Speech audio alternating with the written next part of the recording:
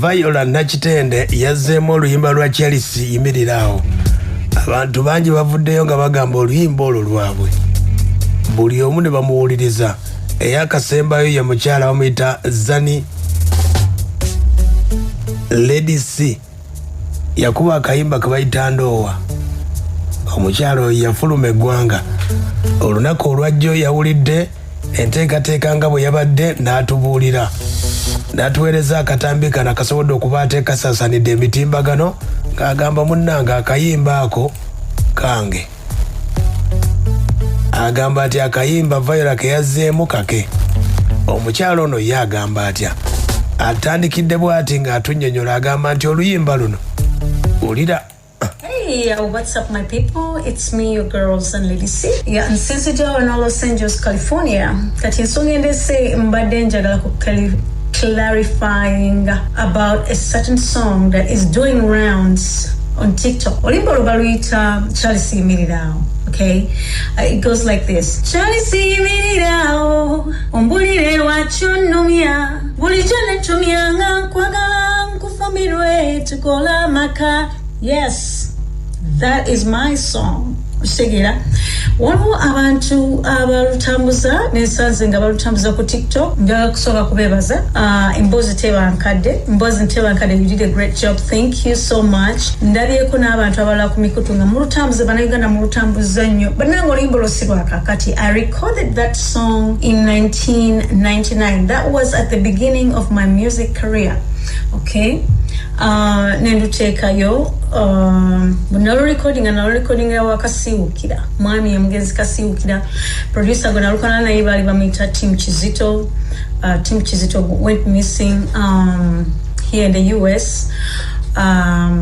Omulala distributing oluyimba olwo bamuyita Tubro Productions. He was the original distributor. Kale bwe yategeezezza bw'atyo mu management ya Viola Nakitende mwali akulira management eno gwe bayita Kojja Kitonsa kwe kumubuuza ku luyimba luno bagamba nti ate oluyimba luno mwalukoze mutya. Kyakubba oluyimba n'okuddamu n'okukola cover byawukana. Ate abantu batangaza waliwo omukyala muyita Lady C. Asooka atuwa akapera. Atuwa akapera bwe katyo kennyini. Kati mwe mwaluggyewa. Oluyimba lubeerako naawe. Nze ndi musajja mukaddo mpita wajjo. Nze ndi musajja wadda. Nze ennyimba za Gramford, ennyimba za Kyenda ze ndino Kyakala. Nze wano ennyimba entono nze ngendamu wano digidamu ntono nnyo. Era bayize ennyimba ze ntera owulirizaamu kabayimbi etera owuliriza ntera kuwuliriza ennyimba za Lutalo, za Viola Nakitende. Nyimba entonotono waliwo omuwala bamuyita Nava Gray. Ze nyimba zentera okuwa ennyo obudde ennaku zino. Naye nga nze ndi wa mabega eri mpuliriza babasudde bakafeero ba Peterson Mutebi bembeeramu. So kati bwe nzija lyrics ezo nenzireeta kati ebyo biba byange. Okay. Agambye bo bakozeemu cover mu mbeera eyo. Lady C agamba nti akayimba kano ulira ye bw'atugamba. Recording Ndoowa went really did really well in Uganda, and now this is one of my first original songs that I recorded when I was just starting music. All of a sudden abana bagenze ne baluja mu archive ne baluteekayo. Clarifying kino nti omwami yaluteekayo bamuyita Tony Kalanzi. That guy used to work with me in a band. Omanyera ebintu webibeerawo olusi bwe tuva Uganda abantu betumanyi batwala ebintu byaffe oba babibuzaawo kale yensonga eyo bw'ategeeza Kojja Kitonsa amutegeezezza omukyalo ono nti baakoze cover tebazzeemu luyimba nga bw'owulidde. Ajja tuwa akapeero bwannannyini tebuvugaana. Bwe lubanga lulwe tetwalututte twakoze cover. Mwakoze bukozi cover. Bw'abanga anyigidde cover kitegeeza si muntu wa music.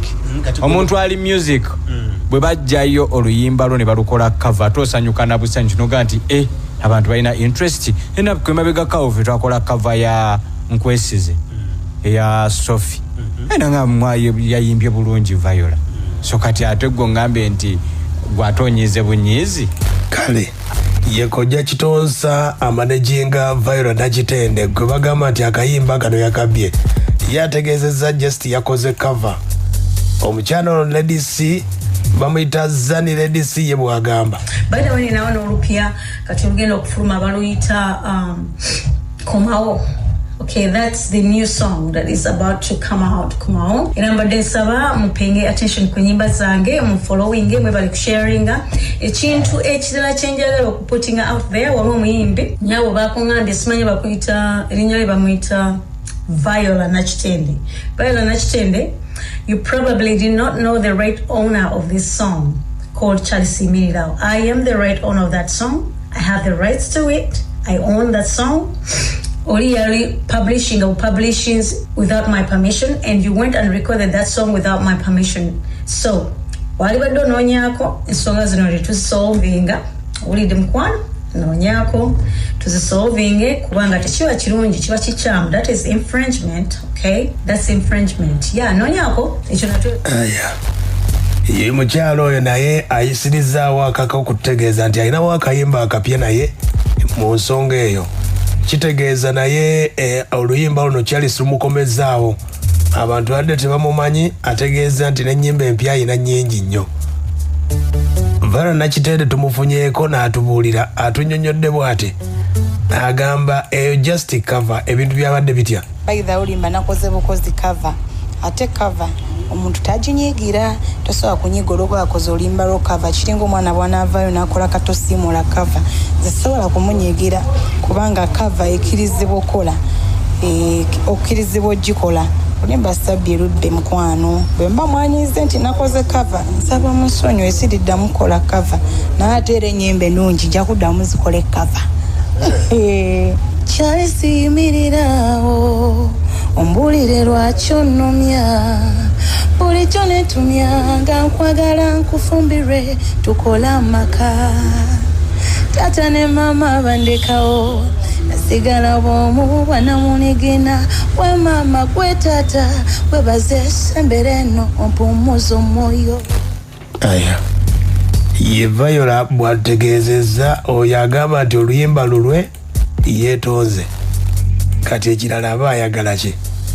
Yakoze bukozi cover ye nga bwategeezezza. Viola okwawukanako ne Lady C agamba ye ne wanaaba afudde ennyimba ze abakkiriza abayimbi baliziddangamu olw'ensonga omuyimbi w'abazzeemu ku luyimba lwo abakomezaawo aba ne bakutegeera. So akuvaayo n'enyombesa omuntu oba n'ennyigira omuntu nga zimu akayimba kange kubanga omuntu aba akaagadde.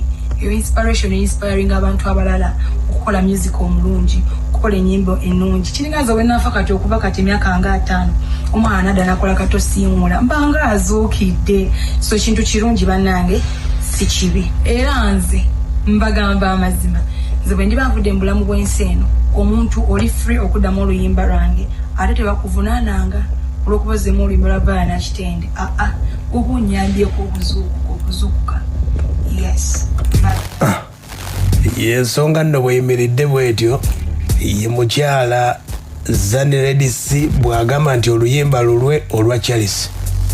Viola Nachitende amutegeezezza atewali buzibu teyazzeemu luyimba lwo, just yakoze cover era n'ekirala ne yeetonda. Kati awo Zani C aba ki kyayagala. Zani C naye ategeezezza nti ennyimba